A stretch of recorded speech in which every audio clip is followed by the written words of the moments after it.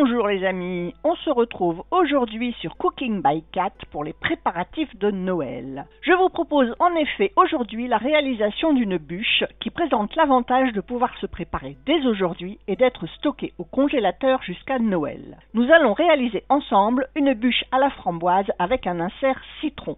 Je vous proposerai sa version classique avec en bonus en fin de vidéo la réalisation d'un glaçage miroir aux fruits rouges.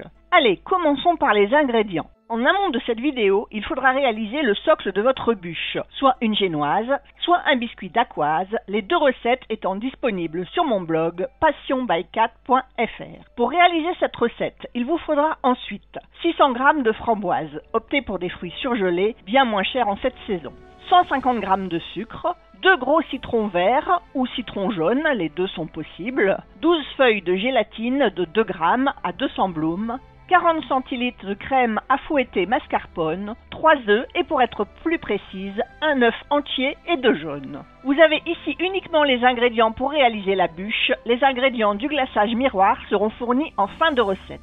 Cette recette se prépare en plusieurs étapes qui nécessitent des temps de pause au congélateur. Vous pouvez donc la réaliser sur plusieurs jours. La durée de préparation est approximative car elle dépend de votre niveau en cuisine et du matériel utilisé. Côté matériel, justement, nous utiliserons mon fidèle commis de cuisine, le robot compagnon, bien sûr. Il faudra l'équiper de l'Ultra Blade et du fouet à double rotation. Nous utiliserons également le mini-bol. À défaut, vous pouvez utiliser le batteur et la grande cuve.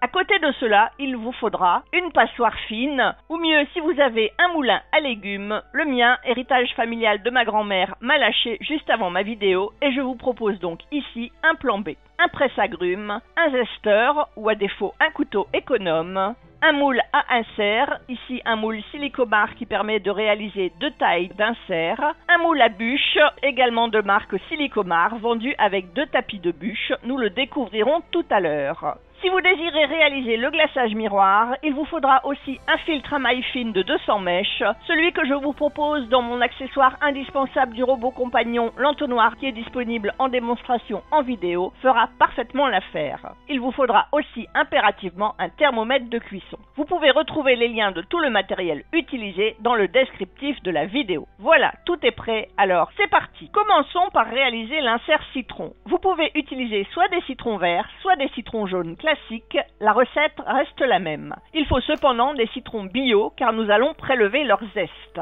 Pour cela, utilisez un zesteur qui permettra d'obtenir le citron sous forme de fins filaments directement intégrables dans la recette. Un zesteur est un investissement à moindre coût car il est très pratique et permet de ne prélever que le zeste sans la partie blanche située sous la peau du citron qui est amère et qu'il ne faut donc pas utiliser. À défaut de zesteur, vous pouvez néanmoins utiliser un couteau économe, mais attention de ne pas prélever cette partie blanche. Vous devrez alors couper les lamelles prélevées en très petits morceaux, le plus petit possible pour ne pas avoir de morceaux durs à la dégustation. Nous allons ensuite presser les citrons. L'astuce incontournable pour récupérer un maximum de jus consiste à faire rouler le citron sur le plan de travail en appuyant légèrement dessus. Cette astuce est également valable pour tous les autres agrumes. Et nous allons donc maintenant couper les citrons en deux et en extraire le jus avec un presse-agrumes. Vous voyez, il ne reste presque plus rien, le citron a été pressé jusqu'à l'écorce. Côté recyclage, ne jetez pas la pulpe du citron ni les peaux. Ils peuvent être réutilisés en cuisine, mais aussi en produits ménagers, dans le jardin et même en cosmétiques. Découvrez mon article dédié à ce sujet sur mon blog. Dans tous les cas, conservez la pulpe récupérée sur le presse-agrumes, nous allons la réutiliser de suite dans cette recette. Pour la gélatine, surtout, veillez à bien choisir de la gélatine à 200 blooms, soit qualité or. N'hésitez pas à consulter mon article dédié aux gélifiants alimentaires sur mon blog pour en savoir plus. Commencez par immerger 1,5 feuille de gélatine dans un récipient d'eau froide. Assurez-vous que les feuilles soient bien recouvertes d'eau. Laissez reposer pendant 10 minutes afin de bien ramollir les feuilles de gélatine. Pendant ce temps, je vais sortir la jolie balance connectée Moulinex, compatible avec mon compagnon, mon Cookéo et mon Nicoche. Je vais y poser le mini-bol, appuyer sur le bouton tard pour remettre la balance à 0 et je vais peser 75 g de sucre. Cette balance a une capacité de 10 kg et on peut donc facilement y poser même la grande cuve du compagnon pour peser les ingrédients et elle est hyper précise au gramme près. Nous allons maintenant clarifier les œufs et n'incorporer que 2 jaunes d'œufs dans le mini-bol. Avec les 2 blancs inutilisés, réalisez des mini meringues qui pourront servir de décor à votre bûche. J'ajoute donc 2 jaunes d'œufs dans le mini bol et le 3e œuf, je l'ajoute en intégralité. Ajoutez également dans le mini bol 60 ml de jus de citron et les zestes des 2 citrons. À présent, versez 700 ml d'eau dans la cuve du compagnon. Ajoutez-y aussi, à visée anticalcaire, une cuillère à café de la pulpe de citron récupérée tout à l'heure sur le presse-agrumes. Installez ensuite le mini-bol dans la cuve du compagnon. Recouvrez-le de son couvercle.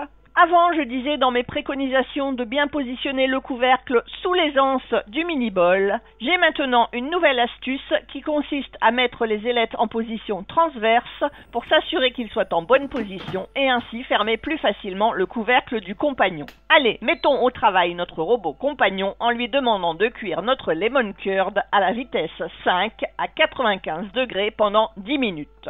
Si vous utilisez la grande cuve, utilisez les mêmes paramètres, mais avec la température à 70 degrés. Lorsque le programme est terminé, patientez les 10 secondes réglementaires avant l'ouverture du couvercle pour éviter toute brûlure.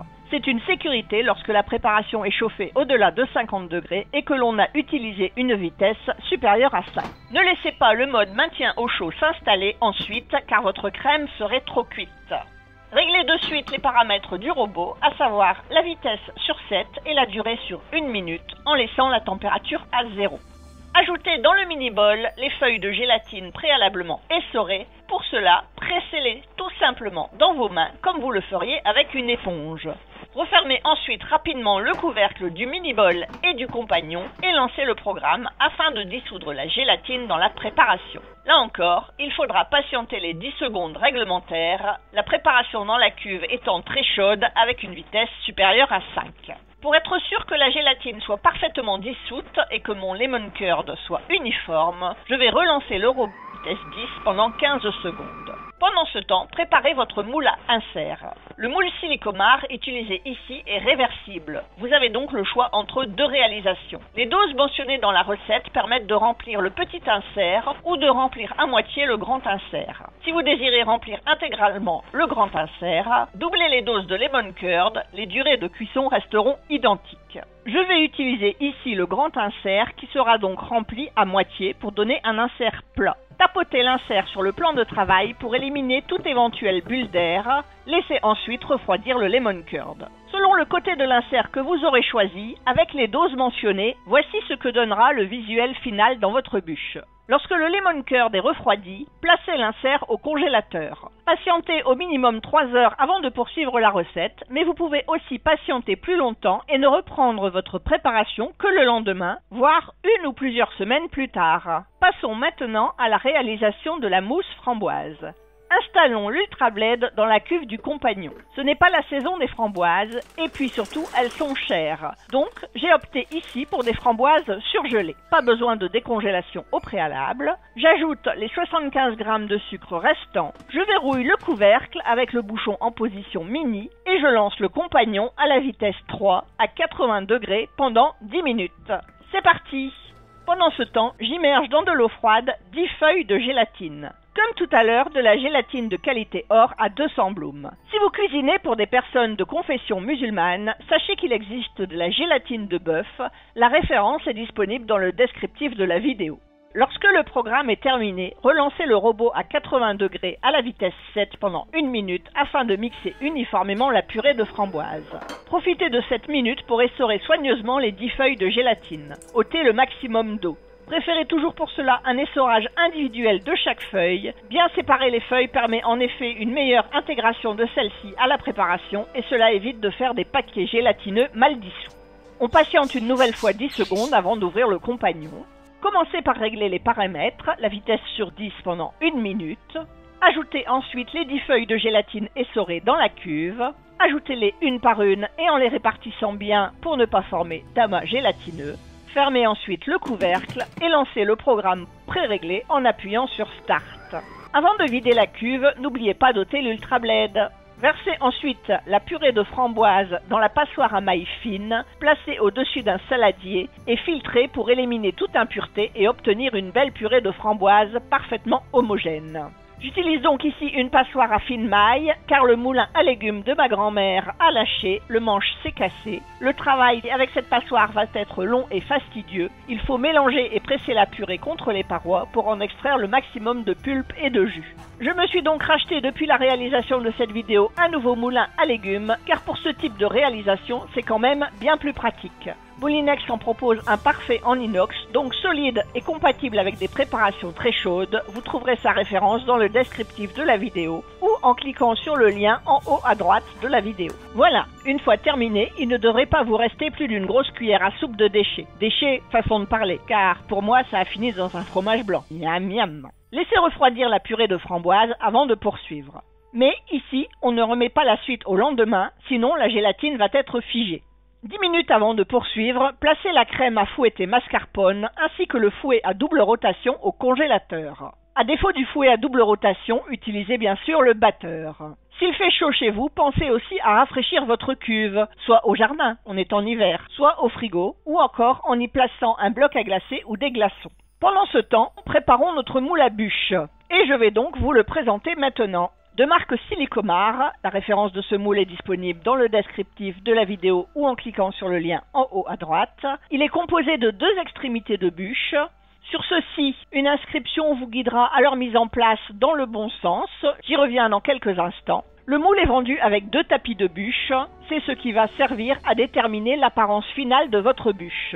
Ce modèle dispose d'un tapis lisse, celui que je vais utiliser pour la bûche avec le glaçage miroir en fin de vidéo, et un modèle avec des incrustations en forme de cristaux de neige, celui que je vais utiliser dans la version sans glaçage. Pour installer le tapis avec les cristaux de neige dans le moule à bûche, il faut mettre le côté avec les incrustations vers l'intérieur du moule, de façon à ce qu'il soit reproduit dans la mousse. Pour le tapis lisse, il faut mettre l'inscription que l'on voit sur celui-ci, au contraire, vers l'extérieur du moule. Je retourne donc le tapis de façon à l'installer dans le moule. Vous voyez donc ici l'inscription se trouve bien vers l'extérieur, elle ne sera donc pas visible sur la mousse. Il en est de même pour les 2 extrémités de bûche, comme pour le tapis lisse, les inscriptions doivent être placées vers l'extérieur pour ne pas s'imprimer dans votre mousse. Les extrémités sont légèrement biseautées, ce qui leur permet d'assurer une jonction parfaite avec le tapis déjà installé et d'offrir ainsi un visuel irréprochable. Voilà, nous allons donc pouvoir poursuivre maintenant que notre crème et notre batteur sont bien froids. Après m'être assuré qu'il soit bien sec et exempt de toute trace de givre, j'installe le fouet à double rotation ou le batteur dans la cuve du compagnon. L'ennemi de la crème fouettée étant l'humidité, ce détail qui peut sembler anodin est pourtant la clé du succès. J'ajoute ma crème à fouetter mascarpone bien froide dans la cuve. J'aurais pu utiliser de la crème liquide entière, 30% de matière grasse minimum, mais j'ai opté pour la crème à fouetter mascarpone qui a une meilleure tenue et est plus facile à monter en chantilly. Optez donc pour celle-ci si vous n'êtes pas trop habitué avec la réalisation d'une chantilly ou si vous utilisez le batteur au lieu du fouet à double rotation. Pensez à bien ôter le bouchon, autre élément impératif pour réussir une crème chantilly. Réglez le robot à la vitesse 4 et sans saisir de durée, appuyez sur la touche Start pour lancer le robot. Il est important de démarrer à petite vitesse pour créer une émulsion dans la crème, c'est-à-dire d'y incorporer de minuscules bulles d'air. Au bout de 30 secondes, appuyez sur la touche de réglage de la vitesse se met alors à clignoter à l'écran, et appuyez ensuite sur la touche plus pour augmenter la vitesse à 5. Le tout est donc possible sans arrêter le robot. Lorsque le robot affiche ensuite 1 minute, appuyez une nouvelle fois sur la touche plus pour passer à la vitesse 6. À 1 minute 30, réitérez l'opération pour majorer la vitesse à 7, puis au bout de 2 minutes, passez à la vitesse 8. Si vous utilisez le batteur au lieu du fouet à double rotation, augmentez la vitesse à 9 lorsque le robot affiche 2 minutes 30. L'état de la chantilly s'apprécie au visuel, bien sûr, grâce au couvercle transparent du compagnon, mais également au bruit. Au bout d'un certain temps, quand la chantilly va commencer à prendre, le fouet ou le batteur vont émettre un bruit de claquement qui va peu à peu s'intensifier. À partir de ce moment-là, il faut surveiller votre crème de près. Je vous laisse apprécier ce bruit afin que vous sachiez l'identifier. Le bruit va encore s'intensifier et à partir de ce moment-là, des petites particules de crème vont également commencer à être projetées contre la paroi du couvercle. Élément vérifiable facilement ici car on bat une grande quantité de crème, c'est moins visible avec une plus petite quantité. Il va être temps de stopper le robot pour apprécier l'état de votre crème fouettée. Si cela n'est pas encore assez ferme, je relance le robot quelques instants supplémentaires, mais attention de ne pas la battre plus que nécessaire, sous peine de l'avoir grainée ou tranchée, c'est-à-dire commencer à se transformer en beurre. Bon, voilà, je viens de vous expliquer comment réaliser votre beurre maison au robot compagnon. Voilà, la crème est parfaite. À titre indicatif, cela a pris 5 minutes avec le fouet à double rotation. Cette durée sera plus longue avec le batteur, mais elle n'est qu'une indication car elle dépend de nombreux facteurs comme la température et le degré d'humidité ambiant, la qualité de la crème utilisée, la température de votre crème au départ, etc. Les facteurs impactant la réussite d'une chantilly et le délai pour y arriver sont nombreux. Nous allons maintenant incorporer la crème fouettée à notre purée de framboise. Je récupère bien toute la crème présente sur le batteur. Pour cela, j'utilise le manche d'une petite cuillère pour faire tomber la crème entre les manches du fouet. Commencez par ajouter une petite quantité de crème, l'équivalent de 2 grosses cuillères à soupe environ, et mélanger jusqu'à obtenir une préparation uniforme. Ajoutez ensuite la crème par petites portions de 2 ou 3 cuillères et mélangez délicatement à l'aide d'une maryse en soulevant délicatement la préparation pour que la crème ne retombe pas. Ne cherchez pas à aller trop vite, c'est la patience qui vous offrira une belle mousse. Bon, pour les besoins de la vidéo, on va accélérer malgré tout, mais de votre côté, prenez bien votre temps. Renouvelez l'opération toujours par petites quantités et mélangez toujours en soulevant bien jusqu'à ne plus avoir aucune trace de blanc dans la mousse. L'éclairage a changé. Désolé, les joies d'habiter chez les ch'tis, à 16h, on doit allumer la lumière pour y voir clair.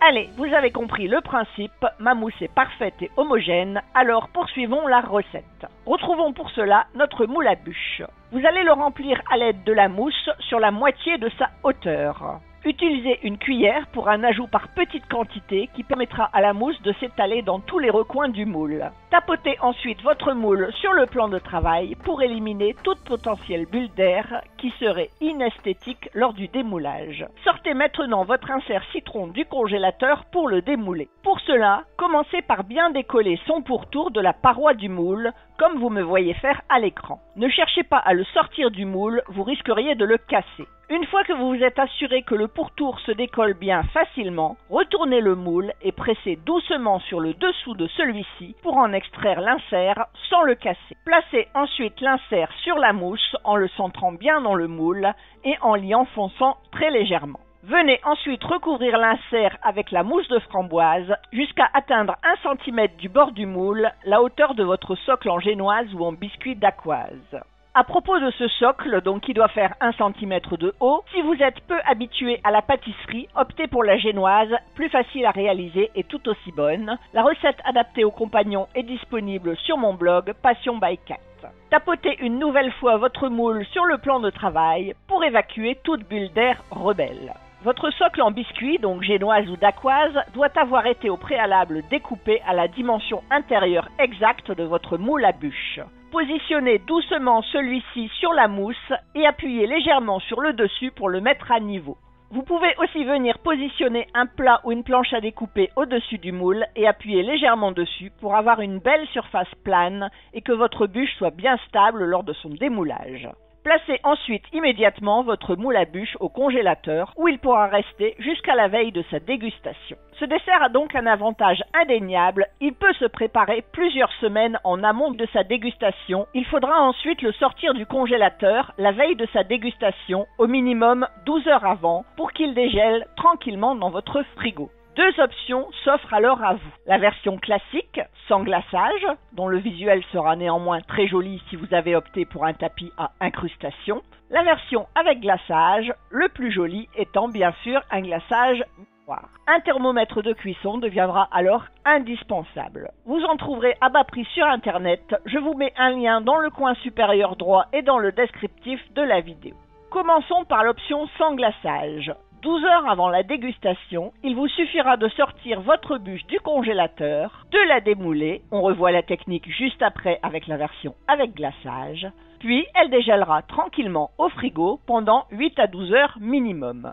Pour l'option avec glaçage, que je vous propose de réaliser ensemble maintenant, vous trouverez la liste exacte des ingrédients sur mon blog. Il aurait été trop long de rajouter encore celle-ci à la vidéo. Allez, c'est l'heure de la pub, ne partez pas, on réalise notre glaçage miroir dans quelques instants. Profitez de cette pause pour liker, commenter et vous abonner à ma chaîne en cliquant sur la petite cloche pour être informé de mes prochaines parutions. Allez, c'est reparti, encore merci pour votre soutien. Pour réaliser le glaçage miroir aux fruits rouges, installez l'Ultra Blade dans la cuve du robot. J'ai utilisé ici un mélange de fruits rouges surgelés, moins cher que des framboises, et la couche de glaçage étant très fine, cela n'impacte nullement le goût de la bûche framboise. Ajoutez-y du sucre glace, fermez le couvercle, ôtez le bouchon et lancez le robot à la vitesse 7 à 90 degrés pendant 10 minutes. Pendant ce temps, nous allons réaliser une opération que vous commencez à bien connaître, c'est-à-dire immerger les feuilles de gélatine dans de l'eau froide. À la moitié du temps, c'est-à-dire lorsque le robot affiche 5 minutes, stoppez le programme et rassemblez la préparation au centre de la cuve. Utilisez une spatule en bois pour ne pas abîmer la spatule fournie avec le compagnon sur les lames tranchantes de l'Ultra Blade. Lorsque le programme est terminé, essorez les feuilles de gélatine. Remettez le bouchon sur le couvercle du compagnon, réglez le robot à la vitesse 7 pendant 1 minute et lancez le mixage de la préparation.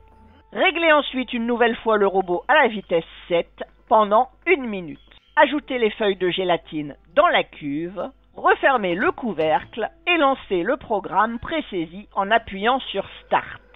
Pendant ce temps, préparez de quoi filtrer votre glaçage, à savoir un filtre de 200 mèches, idéalement positionné au-dessus d'un entonnoir. Retrouvez donc ici l'utilité de l'entonnoir House Profi dont je vous vantre très souvent les avantages, qui est l'accessoire indispensable de votre robot compagnon et dont vous pouvez voir la vidéo de démonstration sur ma chaîne. Il est vendu avec ce fameux filtre de 200 mèches et s'adapte parfaitement à l'orifice du bouchon du compagnon pour ajouter des ingrédients en cours de recette. De plus, il est en inox, donc est compatible avec des préparations chaudes, bien mieux que les entonnoirs à confiture classiques en plastique.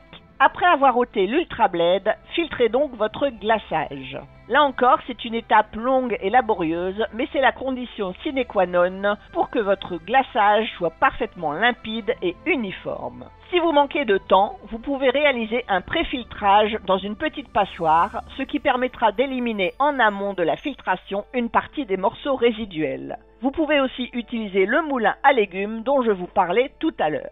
Un gain de temps, mais plus de vaisselle, à vous de choisir l'option qui vous convient. Mais je voulais vous montrer que cela était réalisable sans faire de gros investissements en ustensiles de cuisine. Là où l'investissement devient par contre inévitable, c'est la nécessité absolue d'avoir un thermomètre de cuisson pour contrôler la température de glaçage. Pour le moment, il est encore trop chaud. Mais qu'à cela ne tienne, nous allons utiliser ce temps d'attente pour préparer la bûche. Le moule à bûche Silicomar présente une partie amovible dont vous allez comprendre l'utilité maintenant. Commencez donc par ôter la partie supérieure de votre moule. Cela vous permet maintenant d'attraper la bûche à pleine main pour l'ôter facilement du moule sans l'abîmer. Pour glacer votre bûche, utilisez une plaque qui pourra réceptionner l'excédent de glaçage, une plaque à génoise ou une plaque à four par exemple. Disposez sur celle-ci une grille sur laquelle va pouvoir prendre place votre bûche. Ôtez doucement le tapis de silicone qui entoure la bûche et ôtez ensuite également les silicones des extrémités. Replacez ensuite la bûche au congélateur jusqu'à ce que le glaçage soit à la bonne température, c'est-à-dire à 35 degrés. Pour faciliter le transport de votre bûche, placez-la sur une semelle en carton. Découpez ce socle à la dimension exacte de votre bûche, vous pourrez ainsi l'y placer avant le glaçage. Si vous n'avez pas de socle en carton ou si vous ne voulez pas le découper, je vous livre tout à l'heure une astuce pour déplacer facilement votre bûche. Allez, notre glaçage a atteint la bonne température, donc comprise entre 30 et 35 degrés étant la température idéale. Commencez donc à l'utiliser dès que la température est à 35 degrés. Cela vous laisse une marge d'erreur, le temps d'appliquer votre glaçage, surtout si vous débutez dans cette opération. Versez uniformément le glaçage sur tout le long de la bûche. Procédez par plusieurs passages successifs. Sans perdre de temps, la température du glaçage va baisser rapidement. Vous pouvez récupérer l'excédent de glaçage écoulé sur votre plaque et le réutiliser de suite pour faire une deuxième, voire une troisième couche. C'est vous qui décidez de l'épaisseur de votre glaçage. Assurez-vous néanmoins qu'il soit toujours à la bonne température pour être utilisé, donc entre 30 et 35 degrés. Il est toujours difficile de prévoir la juste quantité de glaçage nécessaire car il faut que celui-ci puisse s'écouler et napper l'intégralité de la surface. Il y a donc toujours beaucoup de pertes, mais en prévoir une quantité moindre reviendrait à risquer de ne pas en avoir assez et visuellement c'est inacceptable. Mais comme vous le savez, chez moi, rien ne se perd. L'excédent de glaçage peut servir à napper des panna cotta ou un cheesecake par exemple. Si vous ne l'utilisez pas de suite, conservez-le au frigo et réchauffez-le doucement à 40 degrés maximum pour le reliquéfier au moment de l'appliquer. Remixez-le très légèrement si besoin, mais attention aux bulles d'air, je vous conseille de filtrer à nouveau le glaçage pour les éliminer. Juste pour info, car je n'ai jamais testé cette option, l'excédent de glaçage peut également être congelé. Mais revenons à notre bûche. Laissez votre glaçage figer quelques instants à température ambiante avant de déplacer votre bûche sur son plat de service. Si vous n'avez pas utilisé de semelle en carton, vous pouvez utiliser 2 spatules à pâtisserie pour déplacer votre bûche, mais attention de ne pas abîmer le glaçage. Voilà, il ne vous reste plus qu'à décorer vos bûches au gré de vos envies. Pour info, n'appliquez les décors sur le glaçage miroir qu'au dernier moment, surtout s'il s'agit de décors en sucre, car ils vont se liquéfier au contact du glaçage. Il serait dommage d'avoir passé des heures en cuisine pour réaliser votre bûche et se retrouver avec un décor fondu dans votre frigo. Je vous montre d'ailleurs en image ce que cela pourrait donner. Voici ma bûche juste avant sa dégustation et voici le reste le lendemain. Le décor a donc passé toute une nuit en frigo. Les meringues qui ornaient le dessus de ma bûche ont fondu et les petites étoiles en pâte à sucre également. Voilà, si ce n'est pas encore fait, pensez au like et à vous abonner. Et en attendant de nous retrouver pour de nouvelles aventures, je vous dis bye bye et à très vite.